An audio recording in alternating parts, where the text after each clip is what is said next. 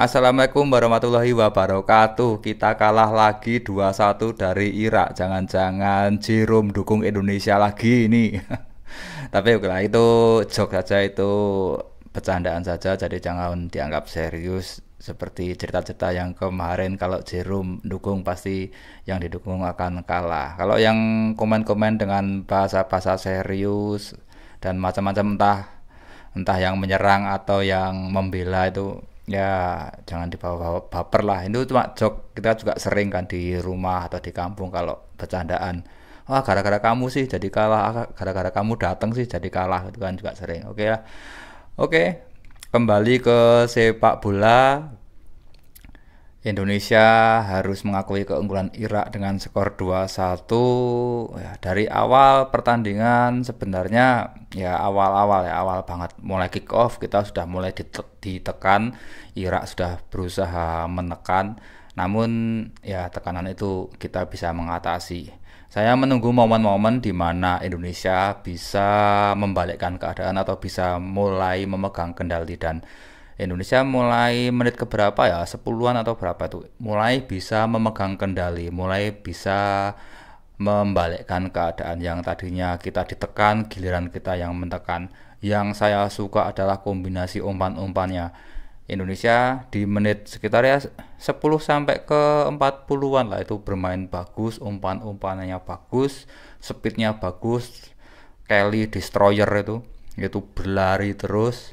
Walaupun ada yang konyol, ada momen-momen konyol ya dari Kelly Destroyer, di mana dia berlari ke depan, posisinya offset tapi dia meminta bola. Untung temannya nggak ngasih. Kalau dikasih ya otomatis kan offset.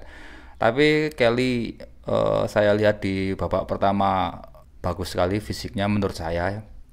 Dia terus berlari tanpa kena lelah. Terus Nathan juga bermain bagus.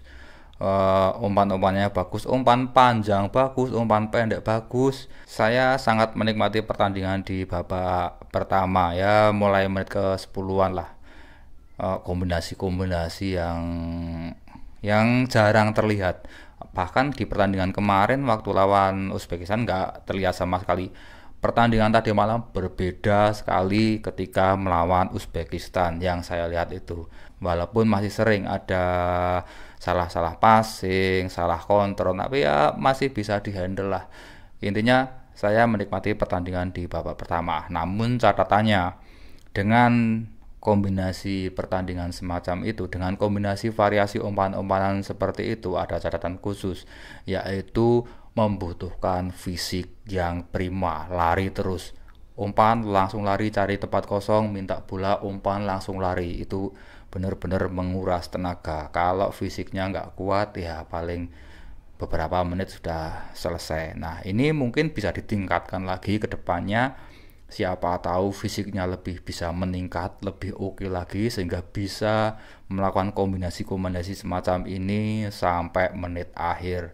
Saya harap kedepannya kita bisa meningkat lagi secara fisiknya.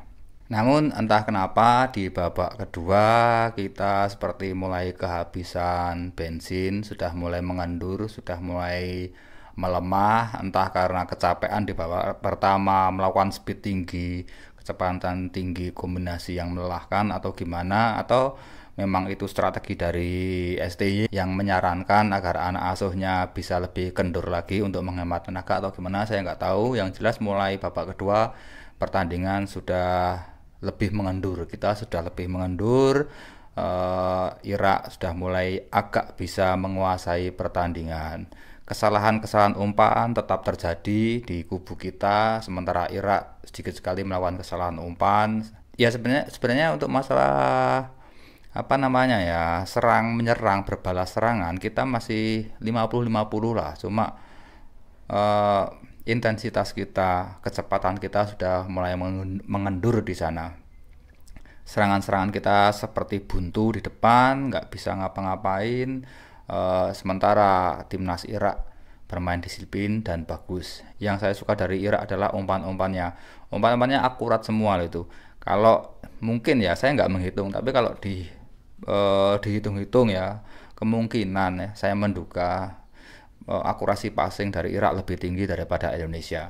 Dan untuk serangan, Irak mengandalkan umpan-umpan crossing, banyak sekali umpan-umpan crossing dengan harapan kita kalah di duel udara. Umpan lambung juga banyak sekali. Namun umpan-umpan crossing itu masih bisa digagalkan oleh pemain-pemain kita. Pemain kita disiplin, pemain kita duel udaranya juga bagus, pemain kita sangat kuat. Kalau masalah pertahanan, saya percaya dengan timnas.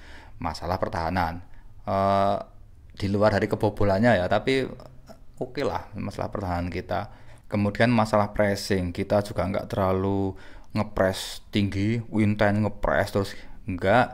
Dan Irak juga berbeda dengan Uzbekistan, cara ngepresnya juga beda. Kalau Uzbekistan kan cara ngepresnya begitu kita dapat bola langsung secepat mungkin mereka mengerubuti pemain kita, secepat mungkin mereka berusaha ngepres kita, memberikan gangguan agar kita tidak akurat atau kita merasa terganggu, tidak nyaman ketika memegang bola. Namun Irak nggak begitu, berbeda sekali. Cara ngepresnya juga lebih longgar sehingga permainan kita lebih terlihat, kita bisa ada nafas lah, ada nafas untuk mengontrol bola, untuk memikirkan mau diumpan kemana. Namun sayang sekali permainan di babak kedua seperti sudah mengendur, fisik kita sudah mulai lemah, sudah tidak terlihat kecepatan-kecepatan. Kemudian ada beberapa kali yang kita ingin menggocek bola, ingin kontrol bola, namun gagal bisa direbut oleh pemain lawan. Sayang sekali banyak kesalahan-kesalahan ya sehingga bisa merugikan tim. Terlepas dari kekalahan Indonesia atas Irak, kita sekarang bisa mengukur di mana nilai kita, di mana skor kita, di mana posisi kita, atau di mana kemampuan kita. Kalau dulu kita hanya bisa mengukur ketika di ASEAN, ketika lawan Kamboja, lawan Laos, Malaysia, dan lain sebagainya, ya ukurannya segitu. Sekarang kita sudah bermain dengan pemain-pemain di level Asia, dari Timur Tengah atau dari Asia Timur seperti Korea, dari Timur Tengah Irak. Kita sudah tahu ketika di-compare, ketika dibandingkan seperti apa permainannya, bisa melawan enggak, bisa menyerang enggak, ketika diserang kita bisa mempertahankan enggak. Nah, kita bisa mengukur dari situ.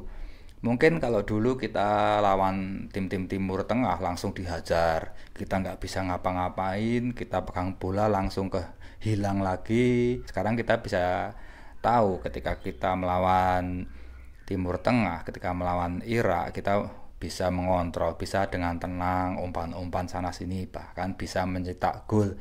Mungkin ini jadi penilaian. Tentunya ini semua masih banyak kekurangan, masih banyak hal yang perlu kita tingkatkan lagi, entah dari ketenangan, entah dari fisik, mental, dan lain sebagainya masih perlu.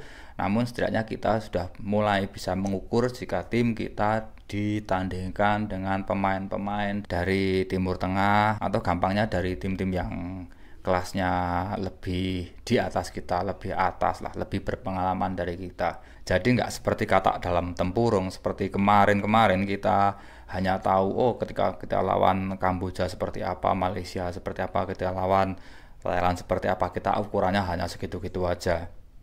Kita melihatnya hanya di situ. Sepertinya kalau kita udah mengalahkan tim A dari ASEAN, tim B dari ASEAN, sepertinya permainan udah bagus sekali.